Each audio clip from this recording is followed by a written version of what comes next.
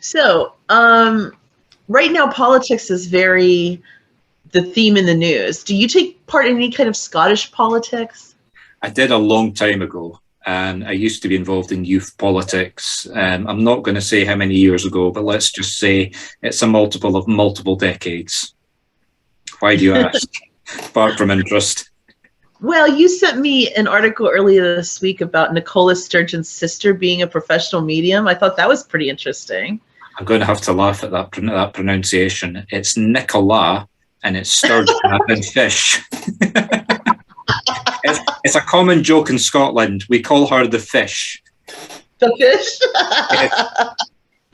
But yes, she's the First Minister of Scotland, which that's basically, it's the Scottish equivalent of the American president, except she's not head of state. That's the Queen. I suppose it's more like a state governor than anything else. And yes, I can confirm through personal experience, I'll come to that in a minute, her sister Gillian is a professional working medium. Wow. Okay. Well, that newspaper article seemed like they were being pretty mean to her. They were kind of making fun of her, I think. I think she was playing it up herself. I mean, let's be blunt. I mean, you know how good I am with media, etc. I mean, look at all the publicity she got out of it. She was in multiple newspaper articles. So, if you actually read the articles, there was some serious stuff in there. Although she was playing it up, she was clearly playing it up herself to get some publicity. Oh, that's neat.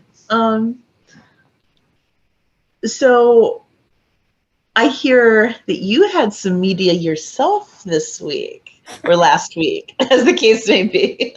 Yeah, nothing to do with mediumship directly. It was a local business that I work from, so I share I sort of like share the premises with my wife, although I own it.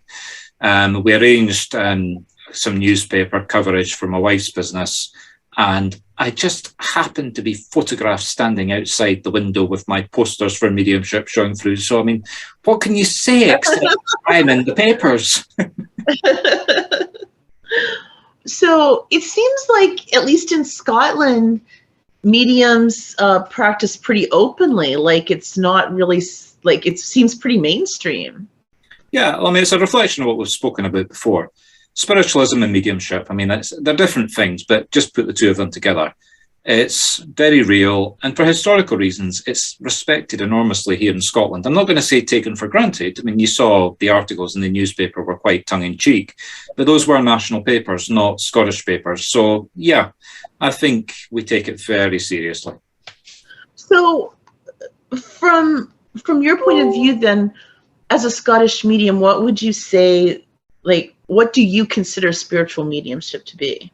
Very simple and very direct. I connect to spirits or souls of people who have died, and I give proof of their continued existence and messages to the loved ones. So quite literally, it's proof of life after death. If I had to sum it up in one phrase, that would be the phrase. Well, that's really neat. Hopefully people will come and check out what you do.